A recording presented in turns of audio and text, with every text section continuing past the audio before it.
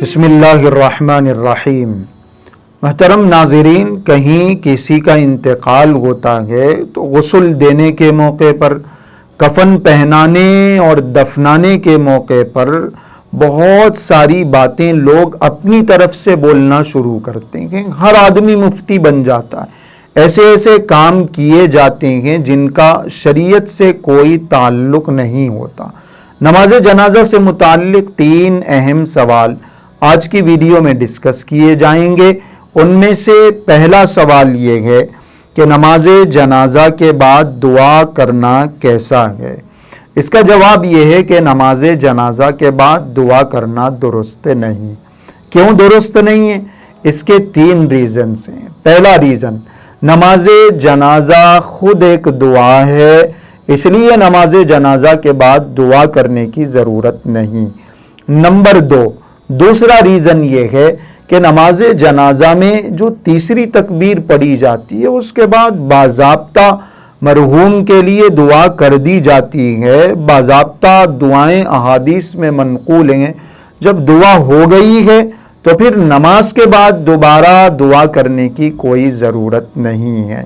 اور تیسری وجہ یہ ہے کہ کسی بھی صحابی سے یا حضور اکرم صلی اللہ علیہ وسلم کی کسی روایت سے نماز جنازہ ہوتے ہی دعا کرنے کا کوئی ثبوت نہیں ہے، اس لیے نماز جنازہ کے بعد دعا کرنا درست نہیں ہے۔ اور پھر حکم یہ ہے کہ جتنا جلدی ممکن ہو اس کو قبر کے حوالے کر دیا جائے۔ جب نماز ہو گئی ہے، نماز میں دعا ہو گئی ہے، تو پھر دوبارہ ٹھہرنا، انتظار کرنا اور دوبارہ دعا کرنا، یہ گویا اس کو دفنانے میں تاخیر کرنا ہے، اس لیے دعا نہیں کرنی چاہیے۔ ایک سوال۔ دوسرا سوال، نماز جنازہ کے بعد چہرے کا دیدار کرنا یا دیدار کرانا کیسا ہے؟ اس سلسلے میں جواب یہ ہے کہ میت کو جلد دفنانے کا حکم ہے۔ اب نماز جنازہ کے بعد وہاں انتظار کروایا جائے، لوگوں کو ٹھہرایا جائے اور باضابطہ دیدار کرایا جائے تو اس میں تاخیر ہو سکتی ہے، اس لیے نماز جنازہ کے بعد چہرے کا دیدار کرانا مناسب نہیں ہے۔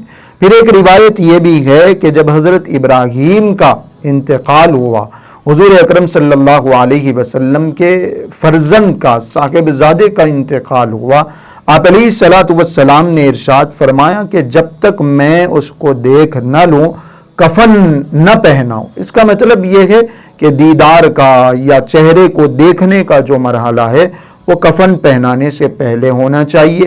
کفن پہنانے کے بعد یا ایسے ہی نماز جنازہ کے بعد دیدار کرنا یا چہرے کا دیدار کرانا مناسب نہیں ہے۔ لیکن اگر کسی روایت میں صراحت سے چونکہ منع نہیں ہے، اس لیے کسی نے اگر دیدار نہیں کیا، کسی نے چہرہ دیکھا نہیں، تو پھر نماز جنازہ کے بعد دیدار کروایا جا سکتا ہے، چہرہ دیکھا جا سکتا ہے، کوئی پابندی بھی نہیں ہے، غلط بھی نہیں ہے۔ مناسب اور بہتر یہ ہے کہ پہلے دیکھ لیا جائے، بعد میں دیکھ لینا بھی درست ہے۔